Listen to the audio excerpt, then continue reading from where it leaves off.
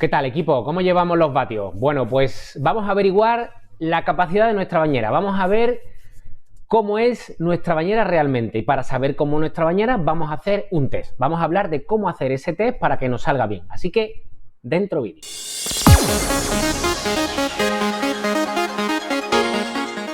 Bueno, equipo, vamos al lío. Vamos a ver cómo hacer ese test de FTP.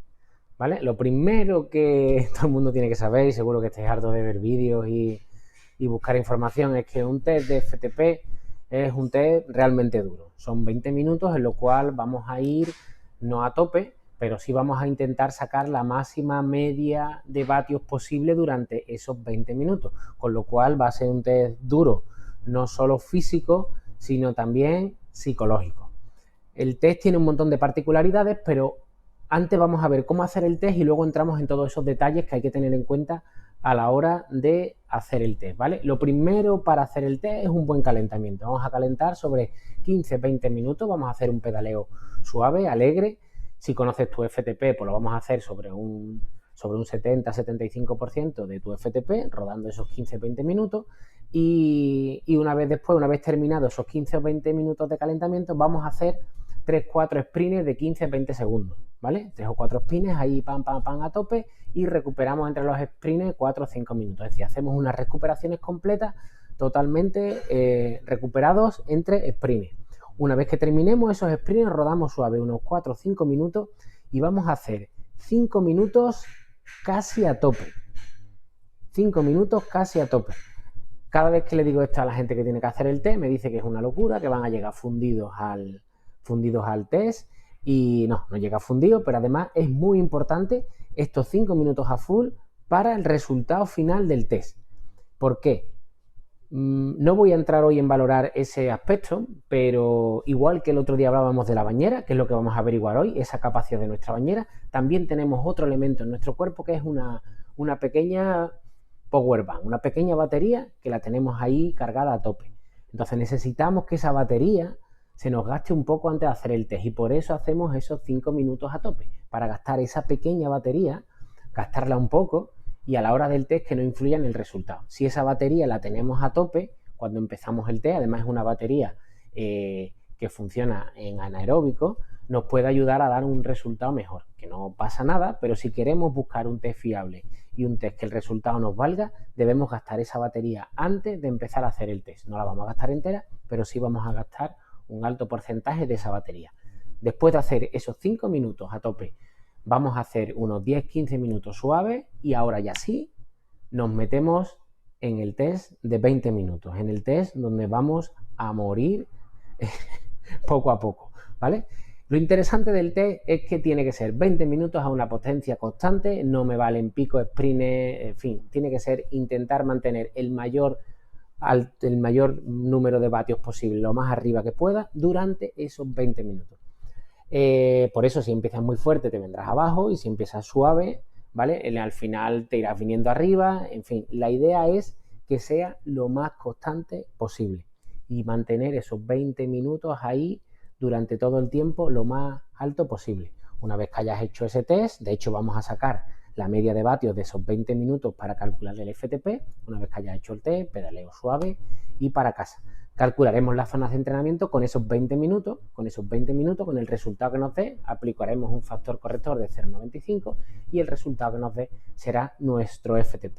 En el próximo vídeo vamos a hablar de cómo calcular ese FTP y todas sus zonas de entrenamiento, pero esta semana lo que os toca es 20 minutos de sufrimiento haciendo el test. Ahora, ¿dónde hago ese test? Eso es muy importante. Lo ideal, una pendiente entre un 4 y un 6%, que tenga esa subida, por ejemplo, que tenga un poco más de 20 minutos y que no tenga ninguna interrupción durante el test, que no haya poblaciones, rotondas, semáforos, en fin, que pueda hacerlo del tirón. La dificultad que tiene buscar ese sitio para hacer el test es que si no tienes en casa un sitio cerca y te pones alguna meta muy complicada, como irte a un puerto a 60-70 kilómetros de casa para hacer el test, cuando tengas que volver a repetir el test te va a resultar muy complicado. Entonces busca una zona que sea bastante fácil y accesible para hacer el test. Si no puedes encontrar una subida que dure 20 minutos y que tenga un 4%, pues me busco una zona que tenga entre un 2 y un 3% o un 1, sobre todo que no tenga bajada y que me permita hacer el test durante 20 minutos. Incluso puedo buscar una zona donde pegue siempre el aire de cara, con lo cual hago el test con el aire de cara. Pero lo importante es que esa zona en la que voy a hacer el test me sea fácil y pueda repetir las mismas condiciones cuando tenga que volver a hacer el test, que es bastante interesante para poder comparar datos. Si hoy lo hago en Las Palomas, mañana lo hago en otro puerto, pasado lo hago en otro, un día lo hago bajando, otro día lo hago subiendo, entonces los resultados no van a ser iguales. Con lo cual tenemos que intentar replicar lo mismo que hagamos en el primer test. Así que busca una zona fácil, sobre todo que te permita esos 20 minutos sin que nadie te moleste y sin que te encuentres nada que te frene, y abrimos K y a sufrir durante esos 20 minutazos que nos quedan de test y de sufrimiento.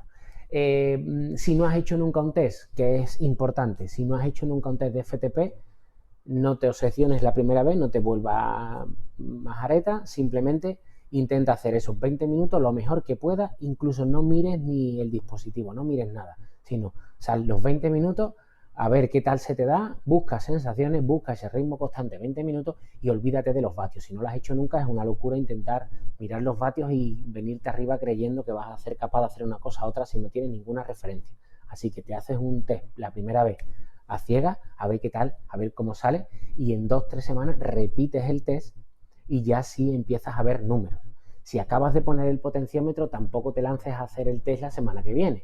Pégate por lo menos un mes entrenando con el potenciómetro, pégate un mes aprendiendo de vatios, viendo cómo funciona, viendo cómo se comportan los vatios cuando sube, cuando baja, cuando llaneo, cuando sprinto, que eso te va a ayudar mucho a la hora de hacer un test, incluso a la hora de interpretar esos datos que te va a dar como resultado el test. Una cosa que me pregunta también mucha gente es, ¿me vale el resultado que haga en un test en la calle para el rodillo? No. Si entrenas en rodillo tienes que tener tu FTP para el rodillo, y si entrenas en carretera tienes que tener tu FTP, tienes que tener tu FTP para carretera. Te puedo decir mi caso particular, yo tengo una diferencia de entre 35 y 40 vatios entre lo que hago en rodillo y lo que hago en carretera, con lo cual es muy importante tener esa consideración de que no me vale que hagas el test en rodillo, lo puedes hacer en rodillo, el test de FTP, lo puedes hacer en rodillo, pero te va a servir para el entrenamiento en rodillo. Y después hago un test en carretera que me va a servir para cuando entreno en carretera. Sé que es un lío, sé que es un rollo, pero es la pura realidad. ¿Que podemos extrapolar datos del rodillo a la carretera? Pues sí. ¿Que podemos hacerlo de la carretera al rodillo? Pues vale, sí. Pero lo ideal es tener tu FTP indoor y tu FTP de carretera. Así que bueno, trabajo tenéis para esta semana que entra. La semana que viene vamos a ver cómo se calcula la zona y todas las zonas de entrenamiento. Así que el que quiera que se anime a hacer el test, y la semana que viene calculamos todos esos datos. Bueno, os veo sufriendo en el test, cuidaros mucho, nos vemos pedaleando, bye.